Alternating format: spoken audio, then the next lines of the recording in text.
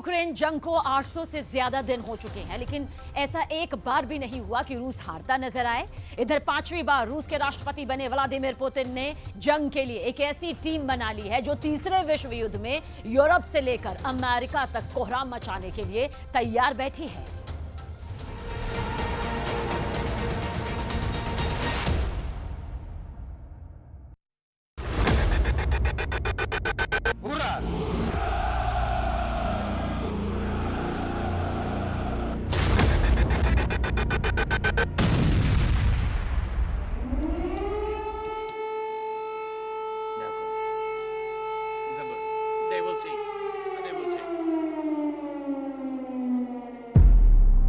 Putin ने बोला hurrah, Kyiv में बजा siren.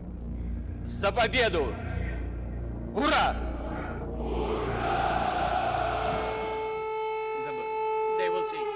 They will take.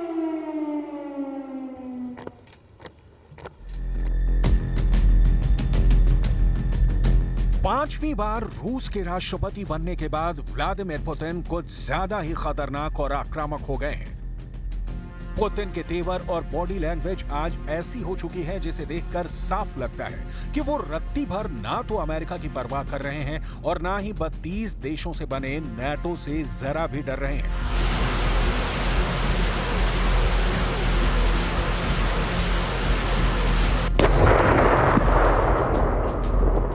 Ukraine को तो पुतिन ने फुटबॉल समझ रखा है। जब जी चाहता है 2-4 लाठी मार देते हैं।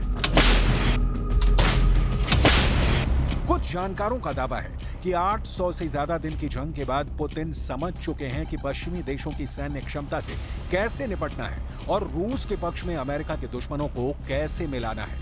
यही वजह है कि 9 मई की विक्ट्री डे परेड में पुतिन ने साफ साफ धमकी दी है कि रूस आने वाले दिनों में यूक्रेन से लेकर यूरोप तक अपने मिशन को जरूर पूरा करेगा। इस धमकी का सीधा असर यूक्रेन की राजधानी कीव में देखा गया, जहां राष्ट्रपति ज़ेलेंस्की और यूरोपीय संसद के अध्यक्ष रोबर्टा मेत्सोला को मीडिया से बात करते वक्त अचानक सुरक्षित जगह पर जाना पड़ा, क्योंकि रूस के मिसाइल और ड्रोन को लेकर बजे सायरन ने पूरे कीव में कोहराम मचाकर रख दिया। При збільшенні постачання зброї ми зможемо зупинити їх на Сході. Там зараз у них ініціатива. Це не секрет. Нам потрібно їх зупинити, забрати ініціативу в свої руки. Це можна тільки, коли в руках є щось міцне. Россия будет делать все, чтобы не допустить глобального столкновения. Но в то же время никому не позволим угрожать нам. Наши стратегические силы всегда в боевой готовности. Внимание! Пуск! Є пуск.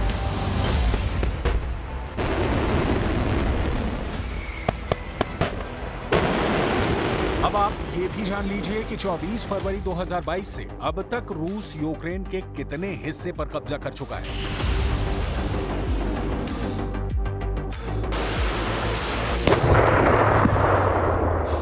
यूक्रेन की डीप स्टेट टेलीग्राम चैनल की रिपोर्ट का दावा है कि रूस ने यूक्रेन की 62,000 वर्ग किलोमीटर से ज्यादा जमीन पर कब्जा कर लिया है। दावा तो यहां तक किया गया है कि रूस अब तक यूक्रेन के 5वें हिस्से पर कब्जा कर चुका है। यूक्रेन के डोनेट्स्क, खेरसोन, लुहांस्क और ज़ैपोरिज़िया इलाके रूस के कब्जे में आ चुके हैं। इधर आईएसडब्ल्यू का अनुमान बेहद चौंकाने वाला है। आईएसडब्ल्यू का कहना है कि रूस 1 लाख वर्ग किलोमीटर से अधिक इलाके को कंट्रोल कर चुका है, यानी कागजों में यूक्रेन जीत रहा है और जमीन पर रूस जीत रहा है।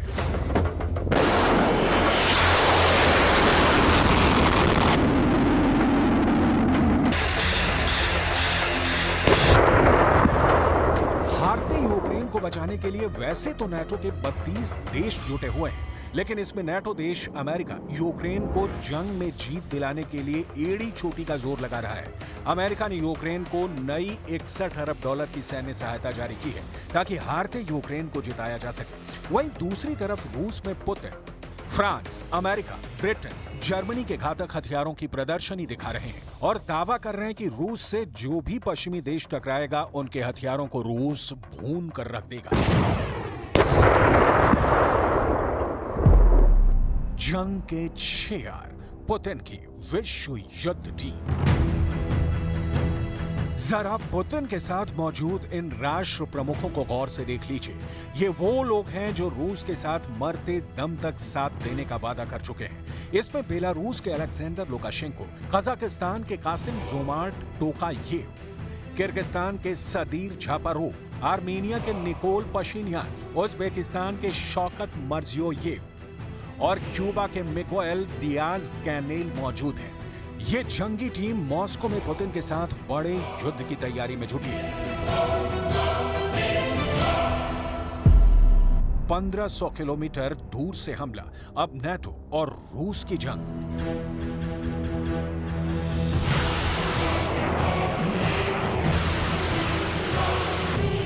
यूक्रेन और नाटो मिलकर भी रूस से जमीन पर सीधा मुकाबला नहीं कर पा रहे हैं। हालात ये हो गए हैं कि यूक्रेन 1500 किलोमीटर दूर से रूस में हमले कर रहा है। दावा किया जा रहा है कि जब से युद्ध शुरू हुआ है उसके बाद से यूक्रेन ने पहली बार 1500 किलोमीटर दूर से हमला किया है। यूक्रेन ने दक्षिणी रूस में 2 तेल डिपो को भी निशाना बनाया है। यूक्रेनी दावों के मुताबिक कीव के ड्रोन ने रूस के दक्षिणी कास्त्रोडार शहर में अनापा शहर के पास 2 तेल डिपो पर भी हमला किया है, जिससे रात में बड़े पैमाने पर आग लग गई। इधर पुतिन के बेहद वफादार रूसी गणराज्य के चेचन्या नेता रमजान कादिरोव ने बड़ा दावा किया है।